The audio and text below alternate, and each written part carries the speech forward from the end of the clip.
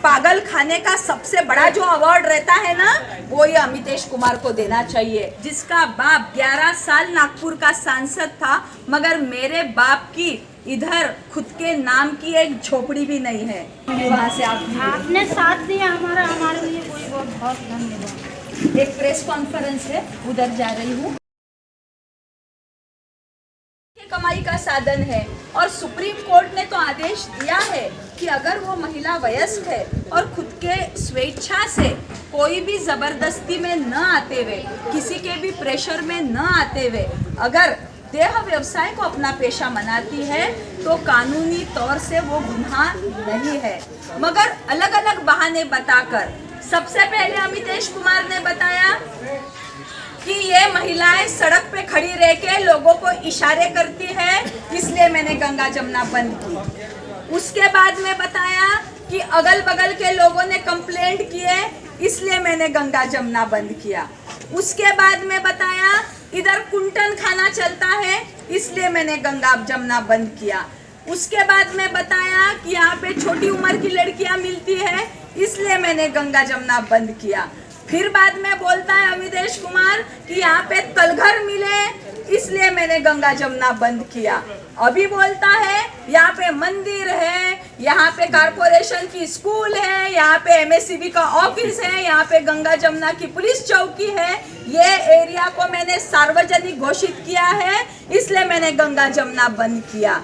कभी बोलता है इन महिलाओं को हार्मोन के इंजेक्शन दिए, इसलिए गंगा जमुना बंद किया। कल के टाइम्स ऑफ इंडिया के इंटरव्यू में इसने बोला है अमितेश कुमार ने कि गंगा जमुना बंद किया, इसलिए नागपुर का क्राइम रेट कम हो गया।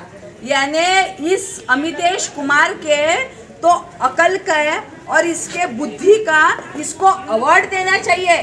पागल खाने का सबसे बड़ा जो अवार्ड रहता है ना, वो ये अमितेश कुमार को देना चाहिए।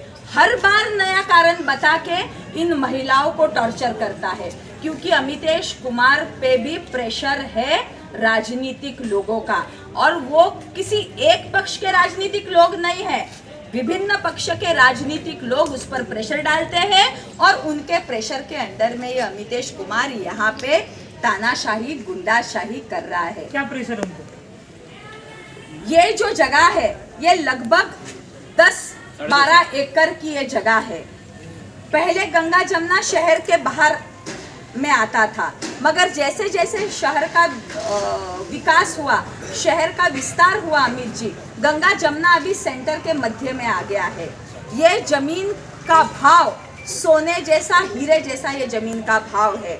अभी ये एक मार्केट प्लेस का एक मध्य भाग है, मध्य नागपुर का ये एक मध्य भाग है, और मध्य नागपुर ये देश का एक बड़ा व्यापार का केंद्र है, मार्केट सेंटर है। ये महिलाओं को परेशान कर देना ताकि ये लोग अपना घरदार बेच के यहाँ से निकल जाए, कहीं दूसरे शहर में चले जाए, और फिर इनकी जो प्रॉपर्टी है वो बिल्डरों से एकदम मट्टी के भाव में, कम भाव में खरीदने की, इनके मकान सब गिरा देने के, और यहाँ पे बड़ी बड़ी गगनचुम्बी बड़े कमर्शियल कॉम्प्लेक्स, शॉपिंग कॉम्प्लेक्स, व्यापारी संकुल बनाने का इन लोगों का मंसूबा है। ये राजनीतिक लोगों का, जो राजनीतिक पक्ष के लोग हैं और जिनके पक्ष के जो व्यापार से जुड़े हुए, बिल्डर लाइन से जुड़े हुए लोग हैं, उनकी नज़र ये ज़मीन पर है। ये तो नागपूर का, आपण मराठीत म्हणतो शेमडा पोट्टा, नागपूरचा शेमडा पोट्टाही सांगेल की राजकीय दबावाखाली ही सगळी गंगा जमुनाची कारवाई झाली आहे, होता है। अब इसके क्या बात क्या, क्योंकि 1 साल से आप लड़ाई तो लड़ रहे हो, लेकिन जो है यहाँ पर पुलिस तैनात है और यहाँ पे इनको वर्क करने नहीं दिया जा रहा है, अब आगे क्या? जी, ये जो पुलिस कार्रवाई करती है सब चोरी छुपे और डर डर के करती है। अमित जी, मैं आपको बताना चाहती हूँ कि सुप्रीम कोर्ट के आदेश के बाद में यहाँ पर आने वाले ग्राहकों को डंडे डंडे से मारा गया, उसकी वीडियो वायरल हो गई। पूरे देश में, पूरे महाराष्ट्र में वो वीडियो वायरल हुई कि सुप्रीम कोर्ट ये महिलाओं के व्यवसाय को पेशे का दर्जा देता है और बाद में नागपुर पुलिस उनको पीटती है। इसलिए जो पुलिस कर्मचारियों ने उन ग्राहकों को पीटा, उन लोगों को सस्पेंड किया गया। और दूसरे दिन के टाइम्स ऑफ इंडिया में वो खबर आई थी कि जिन लोगों ने यहाँ पर आने वाले विजिटर और ग्राहकों को मारा, जिन पुलिस अधिकारियों ने, उनको सस्पेंड किया है। तो अगर आप आपके पुलिस कर्मचारियों को सस्पेंड करते हो, यानी आपने ये लोगों को बता दिया कि आपकी कार्रवाई ये गलत है। इन महिलाओं के घर के सामने पुलिस तैनात करना, इन महिलाओं के पास आने वाले विजिटर्स और कस्टमर्स को मारना, ये गैर कानूनी है। ये आपने जो आपके 2 कर्मचारियों को सस्पेंड किया, इस पर से आपने बता दिया है। ये तो हुआ। अभी 8 दिन पहले की बात है, यहाँ पे ही रहने वाला एक बंदा, उसका एक मकान इधर है और एक मकान सड़क के उस पार है। बच्चों को ट्यूशन से लाना ले जाना कर रहा था। तू इधर रहता है तो तेरा आधार कार्ड बता। छोटे छोटे बच्चों को भी आधार कार्ड मांगते हैं कि तुम्हारा आधार कार्ड बताओ। उनके माओ को बोलते हैं इसका आधार कार्ड बता कि ये इधर का नागरिक है, गंगा जमुना का नागरिक है, तो ही हम इसको अंदर जाने देंगे। ऐसा ही एक इधर का बंदा है जिसको पुलिस के एक शुक्ला नाम के ऑन ड्यूटी कर्मचारी ने पीटा, मारा। उसके गाल पर इतने जोर से तमाचा मारा कि 5 उंगलियां उसके गालों पे उमड़ गई थी। उसके खिलाफ फिर उसने कंप्लेंट दी लखड़गंज पुलिस स्टेशन में, अभी 8-10 दिन पहले की बात है। तो उस कर्मचारी पे, उस पुलिस कर्मचारी पे, अधिकारी पे भी गुनाह दाखिल हुआ है लोगों को मारने के लिए। यानी यहाँ पे रहने वालों को भी डराते धमकाते हैं। तुम इधर के रहीवासी हो, उसका प्रूफ दो, आधार कार्ड बताओ। अरे बच्चे ट्यूशन ले जाना लाना करती है ये माताएं, उनके घर के कोई पुरुष लोग, उनको भी रोका जाता है, आधार कार्ड मांगा जाता है। इन्हें इतनी नाइंसाफी, इतनी वो डंडे का डर इन लोगों को दिखा रहे हैं।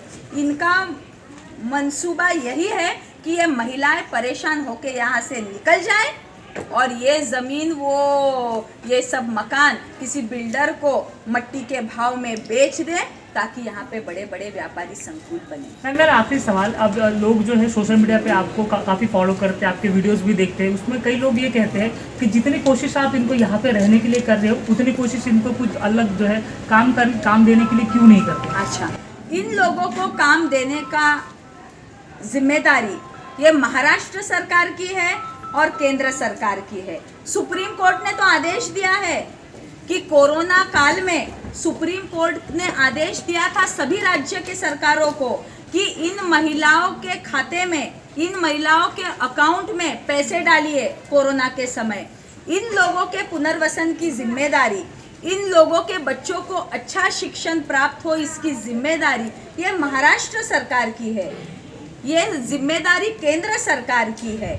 अगर आप बोलते होंगे कि ज्वाला धोटे ने इनके बच्चों के पढ़ाई लिखाई का खर्चा उठाना, तो ज्वाला धोटे तो उस बाप की बेटी है जिसका बाप 11 साल नागपुर का सांसद था, मगर मेरे बाप की इधर खुद के नाम की एक झोपड़ी भी नहीं है। मेरे पिताजी 11 साल, विदर्भवीर भाऊ जांबवंतराव धोटे 11 साल नागपुर के सांसद थे, मगर मेरे बाप की नागपुर शहर में खुद के नाम की एक झोपड़ी भी नहीं है। इन लोगों का वोट ज्वाला धोटे नहीं लेती है। इन लोगों का वोट कौन लेता है? इन लोगों का वोट जो लोग लेते हैं, महाराष्ट्र के सरकार इन लोगों का वोट लेती है। यहाँ के जो आमदार है, यहाँ के जो नगर सेवक है, यहाँ के जो खासदार है, वो लोग इन महिलाओं का वोट लेते हैं। तो इन महिलाओं का पुनर्वसन करने की जिम्मेदारी मेरी हुई क्या इन लोगों की जिम्मेदारी हुई? ये महिलाएं कारपोरेशन का टैक्स भरती है अमित जी, ये महिलाएं कारपोरेशन का नियमित टैक्स भरती है। इन महिलाओं के घर पे कारपोरेशन के पानी का नल का मीटर है, इलेक्ट्रिक का मीटर है, ये टैक्स पेयर है, इनके पास आधार कार्ड है, इनके पास वोटर कार्ड है। इन लोगों का वोट आपको चलता है, मगर इन माता बहनों का अस्तित्व आपको चलता नहीं है। इन लोगों का पुनर्वसन करने की जिम्मेदारी ये मेरी है कि महाराष्ट्र सरकार की है कि केंद्र सरकार की है? इसका जवाब महाराष्ट्र सरकार और केंद्र सरकार ने देना। जिस दिन महाराष्ट्र सरकार और केंद्र सरकार बोलेंगी कि इन महिलाओं की जिम्मेदारी हमारी नहीं है, इन महिलाओं के पालन पोषण की जिम्मेदारी ज्वाला धोटे की है, तो ज्वाला धोटे अपना घर बार बेच के जो कुछ भी बनेगा इन महिलाओं के लिए करेंगी, इसमें कोई शक नहीं।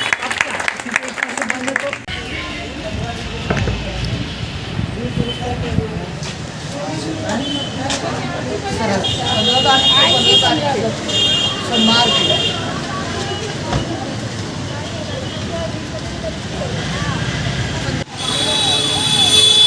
ये था ज्वाला धोटे मैडम का इंटरव्यू। तो आई होप आपको पसंद आया होगा। तो इस वीडियो को शेयर और सब्सक्राइब जरूर कर देना। और भी मैडम निकल रही है।